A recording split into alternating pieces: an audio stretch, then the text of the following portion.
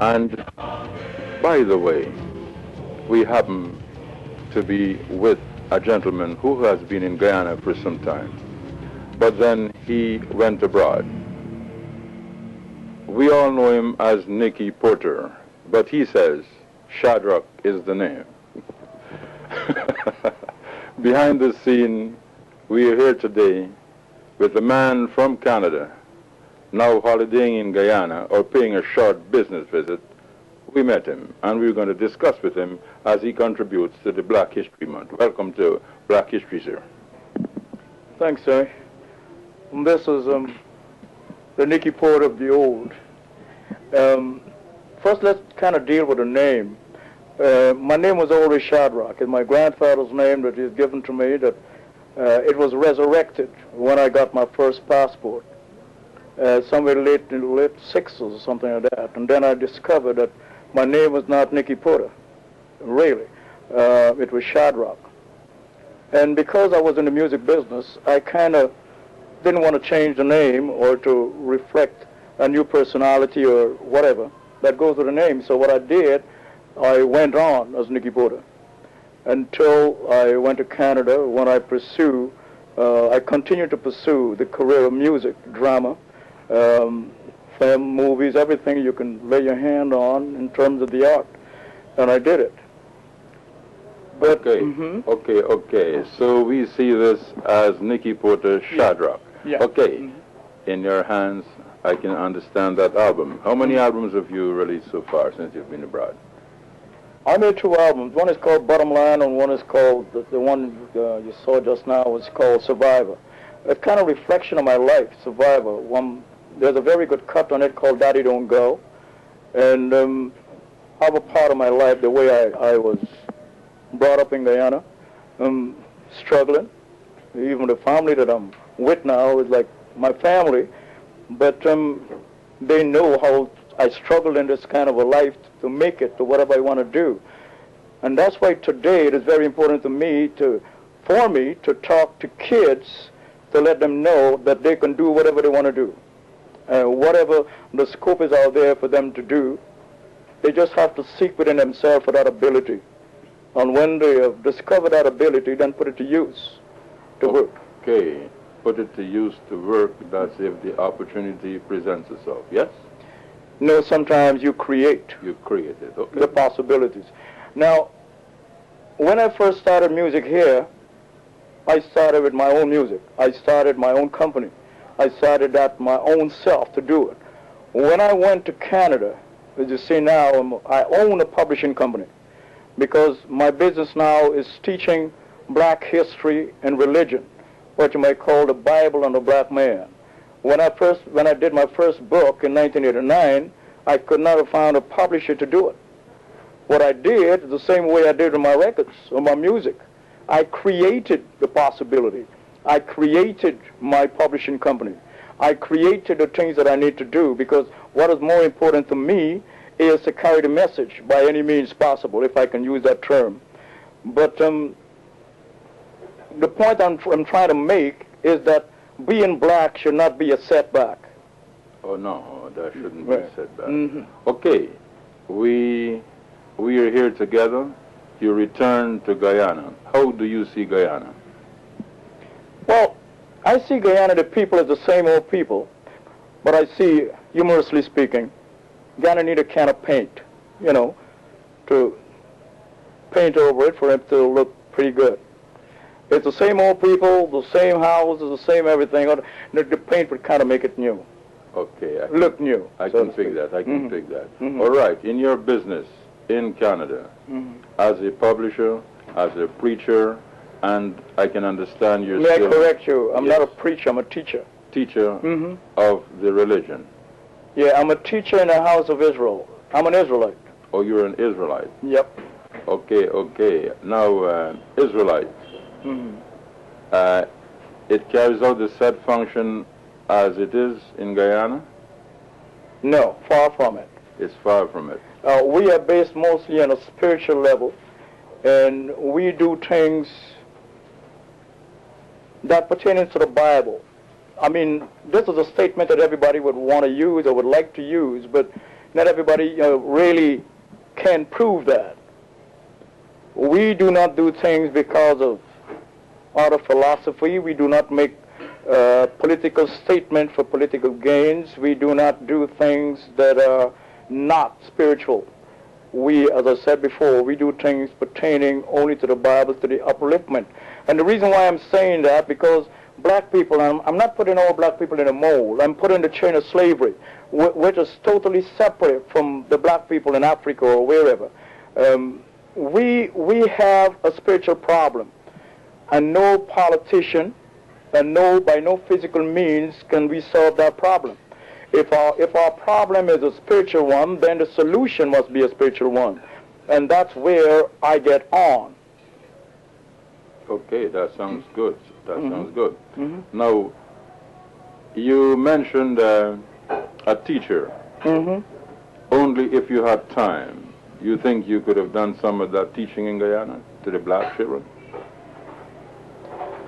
I think so. You know me before, like, I'm a communicator. Being a singer, being a dramatist and a writer, all this art form into communicating. And that is something that is very important for one that has an important message, to use the art to communicate. And teaching has become just another part of that art for me to get the message out.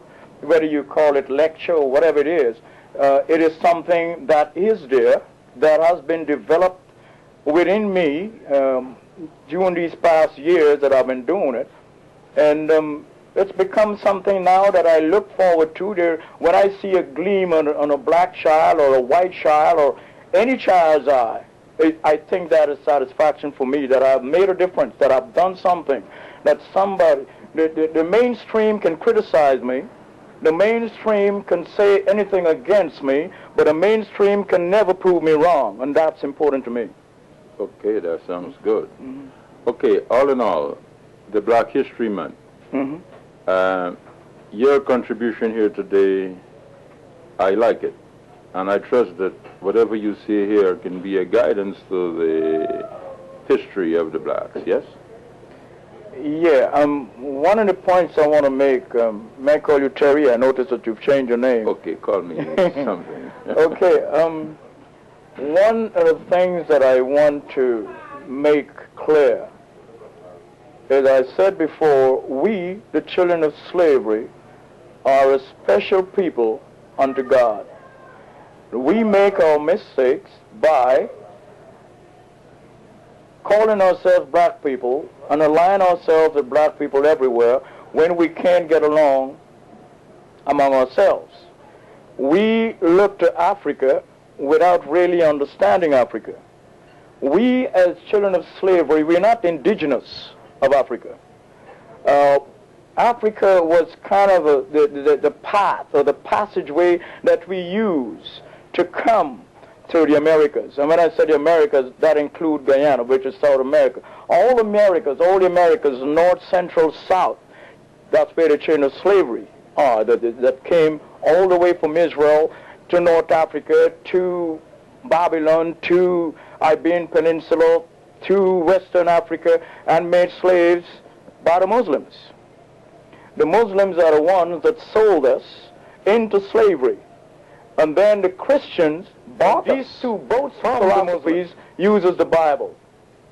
Islam, salvation is through Israel. It is said in the book, in the Quran, that the salvation of Israel. It is said in, I wouldn't even quote the entire Bible, I would just quote the part that Christians read. In John 4:22, it says salvation is of the Jews. Now, if salvation is of the Jews, why would you look for it in another philosophy? This is where we make all this terrible error, that we cannot ever stand our feet in a prosperous way, in a way where we can deliver ourselves or be respected, or to show the dignity or the class that we always possess. We have all the talent, we have everything, but yet we're suppressed. And we never stop to think. We have commissions, we have governments, we have people talking all the time. Martin Luther King been talking since the 60s about a dream, and it still appears to me that we're still sleeping. Because when Martin Luther King was telling black people in the United States that they need to get off and vote and fight the Congress to get black people to vote, to get black people not to sit down in the back of the bus, but sit down in the front of the bus. Today, black people can vote. They're in the Congress. They own the buses. But still you have 1/4 of the black male in the United States in jail. And then you have a percentage of black male, again, I'm saying black male because the black male is the one that's the endangered species. This is the one that the black population, male and female, fear. But because we are in this state of mind and looking for identity, we make mistakes. We hold on. The next instance I would want to talk about is the colors. Like you come here, you find the people that call themselves Rastafari, people for different philosophies. We don't understand the whole origin of it. Now, a person that calls themselves a Rastafari most likely is a black person. And most likely that person is a child of a slave. Most times that person that calls himself a Rastafari would uphold and praise Haile Selassie. We got to understand that Haile Selassie, which is not his name, that Haile Selassie is a Christian, was a Christian. He was a member of the Ethiopian Christian Church, which is aligned and kind of associated with the Egyptian Coptic Church. Now, how can a Christian be from the tribe of Judah? All Jews are Jews. I cannot be black and white. I am black. And nothing can change that. So if we look at the whole issue of the Coptic Church, we would find it's enrooted in paganism. It's enrooted in Egypt. And then you look at Egypt. What do you see? You see all black people, especially again in the Americas where we speak English, like Guyana, for instance. They have the pyramids, uphold the pyramids as one of the greatest things that black people ever did. Not realizing that the pyramid itself is like a cemetery. It's a grave. It's a place of the dead. And then you look at Egypt itself, this is the land that had really suppressed and enslaved God's people. So how then can we talk of God and at the same time talk about how good Egypt is? I really see that as being hypocritical, because you can't talk about Lucifer and talk about God with the same breath. They're enemies to each other. God killed all the firstborn of Egypt. He chastised Egypt. He cursed Egypt. And yet this black people are going to be talking about Egypt, how great Egypt and Ethiopia was. And the reason why I'm bringing in Ethiopia too, because I come here just as in the United States, the people keep, I have a paper there that there's a lot of Jewish organizations in the United States that would say that the Ark of the Covenant is in Ethiopia.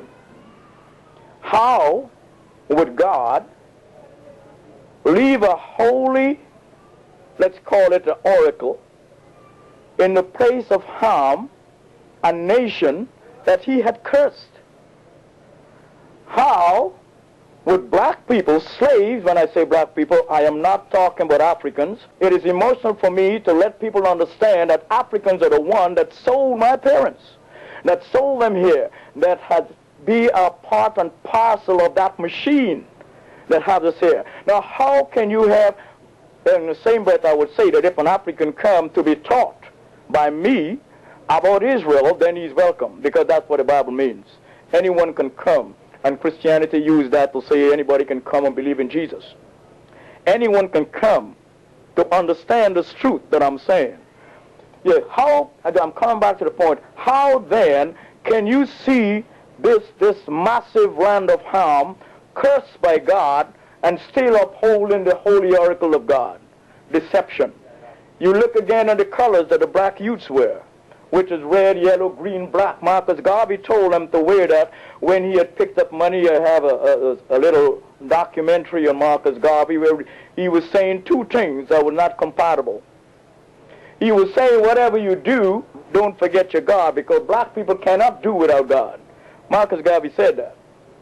But in the next breath, he is saying, hold on to Africa. and the colors of red, green, and black. Now that is wrong. Hold on to God, yes, but which God? Now, if you look at the separation of the colors, you would find there was a king called Ahasuerus. You would find him in the book of Esther. And then you would find the colors that Ahasuerus used. And Ahasuerus was a king of Ethiopia too. And all the colors that he used, you can see the Ethiopians use it. There was a man called Menelik in 1844. He used that. As a matter of fact, he built the capital called Addis Ababa. Now, the colors that was written in the book of Esther, of red and green and black, you can see it against God and his people.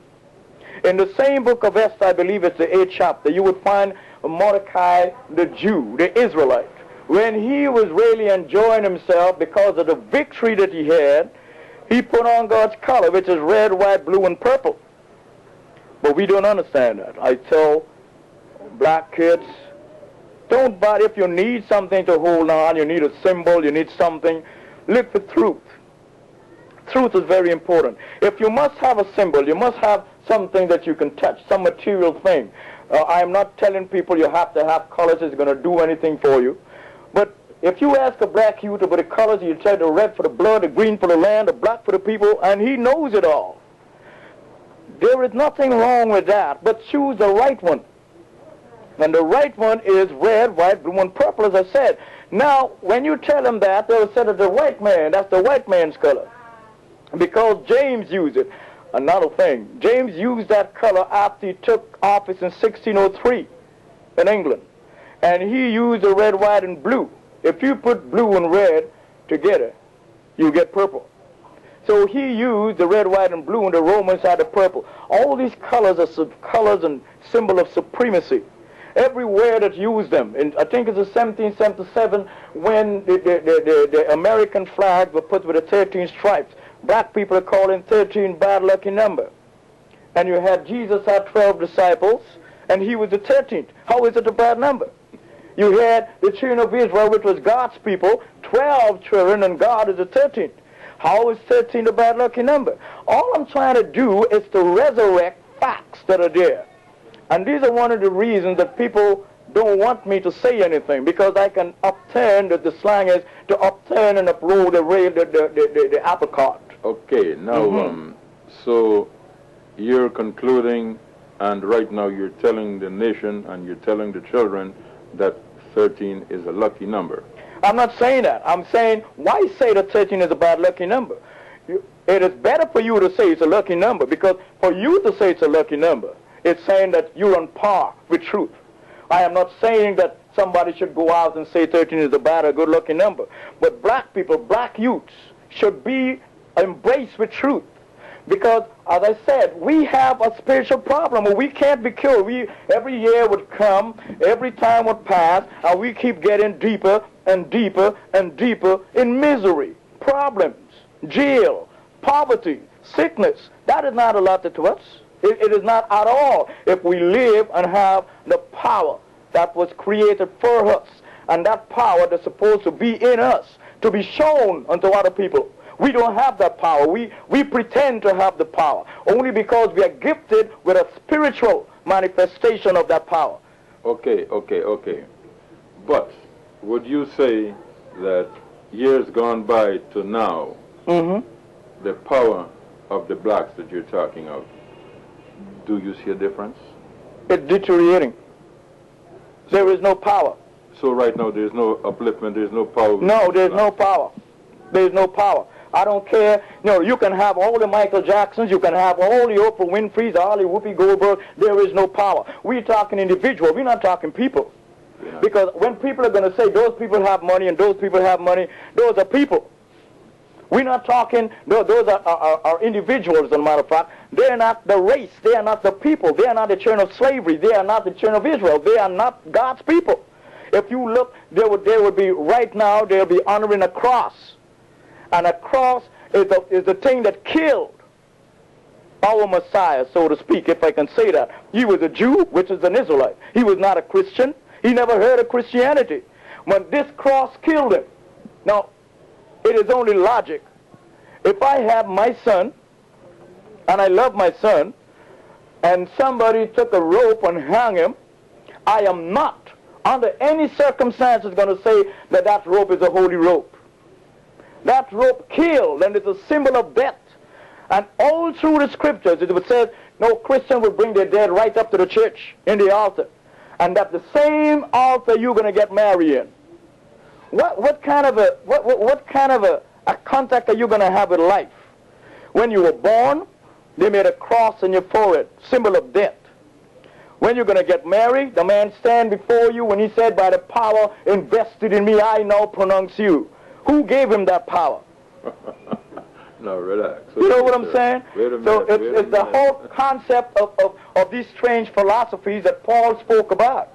And that's why people can only adhere to what Paul is saying. Because Paul was not here and he was not given the right to teach Israelites. Paul is a teacher of Gentiles. Those who read the Bible would know that. All the whole situation of the Bible has been turned around to hide the truth. Paul was not a Christian. He was never a Christian. I cannot be converted from a black man to a black man. Paul was an Israelite. He says that in the book of Romans 9 chapter and the 6th verse, and also in the book of Philippians, that he is from the tribe of Benjamin. Now, how can an Israelite be converted to be an Israelite? It's a lie to say that Paul was a Christian, Paul was a heathen. An Israelite is not a heathen. Never could be a heathen. Paul was an Israelite, and he died an Israelite because he was an Israelite, he died. And his job was to teach Gentiles. Now, Gentiles has took what he has said and turned it around to teach Israelites. Okay, now. You've got a lot of vigor. Well, maybe you two have had a dream. I'm not going to go around and tell anybody I'm a prophet, I had a dream. I'm not going to do that. You have, whatsoever perceiveth of a man's mouth is the man. Okay, now listen to this. You were not this Nicky Porter when you left the shores. I was not Shadrock when I left. Okay, right, correct you. I was not called by the name Shadrock when I left. So you think it is that name that gave you this line of thought as you go abroad, after realizing that you're Shadrock? No, like I realized I was Shadrock in 1968. Okay, good. Now, sir, your message here today is a great one. You have put to us that your philosophy... It is not my philosophy. There is only one religion. Others are philosophy. Religion that is written in the Bible is of Israel. And in that Bible there's a word called religion or religious people, and that is the children of Israel. All others that come out and say religion, it is not religion but philosophy. Because this is what they all did. If you look in the dictionary, you will find the meaning of the word Gentile is a non-Jew. That's a lie. But it's in the dictionary. Moses was not a Gentile. He was not a Jew either. Moses was a child of Levi. Paul was not a Jew and he was not a Gentile. He was a child of Benjamin. So there is all these things that you would find written for academics. The Bible is an Israelite book. It's amazing because from your conversation and from the in-depth that you're revealing these things, I would have thought you told me that you've attended some higher school of learning and discovered these facts. But it was not so. It is this. Well, it is true to a point, because the highest school ever is the Spirit of God. Good, good. So today, you are the same Shadrock, but in a different plane. To my people, my family, to everyone that I know, I'm the same person. Okay, you know, I still do the same things I used to do. Okay, we agree. But the message you're putting out. My spirituality is above the cloud. Good. That is where I'm different. All right. Amen. You are coming back to this country when? I can't answer that. I am planning to see. I have to wait to see the development of what I'm trying, of the seed that I'm trying to plant. It has to be watered. Then it has to grow. And within that time of let's call it, right now it's a transition period. I'm looking at it, it's in that area where sometimes you get negative, you get people telling me, but I'm a born-again Christian, and you're blaspheming. And I'm saying, if you buy a new motor car, or you buy a new fridge, or anything, you get a manual with it. You read a manual. I remember my little family, he bought this for his mother. He had to be reading a manual how to put it up. Now, the Bible is an Israelite book, and it's a manual of how to get to God. So when somebody's going to correct me and tell me, don't worry with the Bible, and they are reading the Bible in their church and whatever, I see these people as being hypocrites. Okay, the point I'm trying to make, your message here today, you need an audience. Of course, you'll get an audience through the television, but in a nutshell, what I'm trying to say, how about if you stand, sit, and talk to a people of Guyana? Let them understand a light which you see. That is different, but I've been talking to people all the time. I have books that are swept all over the United States. What's the name of your books? This is the first book that I wrote in 1990. The Truth, the Lie, and the Bible. The Truth, the Lie, and the Bible. This will be here in Guyana soon. And this is the kind of seed that I'm planting before I can answer your question, or whether I'll be back, or whether maybe I'll send a priest or two, or whatever I might decide to do. This is what is going to happen. These is going to be in Guyana at the Universal bookstores sometime. The Truth, the Lie, and the Bible. And the Bible. That's new edition, Bible Companion. And you're saying every family that owns the Holy Bible should own one of those. Okay, so in this book, we expect to you expect to reveal most of the things that you've been saying here today. I'm challenging every philosophy that go against the part that is written in the Bible. That's what I'm doing there. Okay, so this book will reveal most of the things that I've said that you've been saying. That's right. Okay, so The Truth, the Lie, and the Bible, new edition, coming to Georgetown or to Guyana soon. This is good, Doctor. Let me address you as Dr. Shadrock, because you give me the feeling you're a different part now, and once you can analyze things, let me call you a doctor. Okay, let's see book 2. This is called The Forgotten Israelite. This is more or less the spiritual aspect of Israel. Okay, so this book is The Forgotten Israelites. Yeah. God's chosen people. And it's all about a companion by Shadrock. And this too will be coming to the to the Universal bookstore. Well, I don't want to create an ad, but it's being Guyana, and I've made I made an agreement with the owner of Universal Bookstores, and they'll be taking it. They'll be taking it. So that's book 2. Book 3, sir.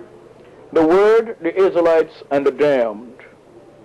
The Word, the Israelites, and the Damned.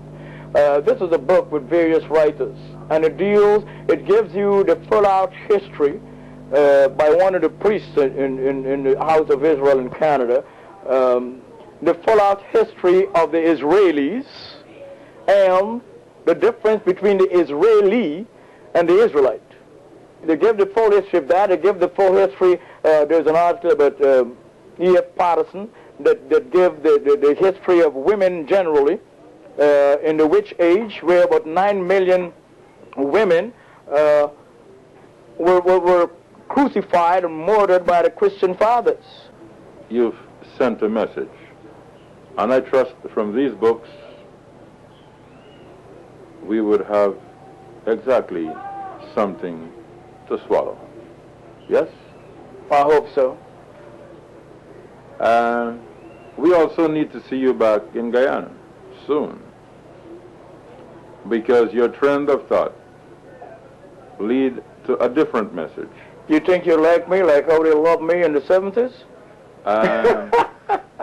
Yeah, you see, you said truth, and if it is true. No, you got to understand, truth is not something love. When Pilate asked Jesus, are you the king of the Jews? He said, to this end was I born, to bear witness of the truth. And that's why he died. Truth is not something that you just say it's truth and everybody just accept it. They have to try to bring you down. They have to try. Maybe I'll die this way. But one thing is for sure. Nobody, and I mean nobody, no president, no prime minister, nobody is going to move me from this. Maybe a bullet. But okay. If I go, somebody is going to stop and go right over it again. But I'll never stop this. Okay. As you said, it's a spiritual life. It is. And nothing stops the spiritual force. That's right. And once you've got that spiritual force, Shadrock, just carry on. Okay. This is Black history. Shadrock has contributed to this event, and we will once again look forward to hearing of you, to seeing of you. Meanwhile, the books written by Shadrock will soon be in Guyana. As he said, it's not a dream. Something was within him for years, and today that something is revealing the truth. So long, sir. Well, it's been a pleasure being here with you, Terry. I hope, too, that one day I'll be back soon. And the next time when I'm back here, maybe I'll use another medium. Maybe I'll include the television, the radio. I had one interview on the radio. I was in yesterday's paper. And maybe the next time I'll use the stage. Okay. Okay, sir. Thanks a lot for calling. Okay. You're welcome.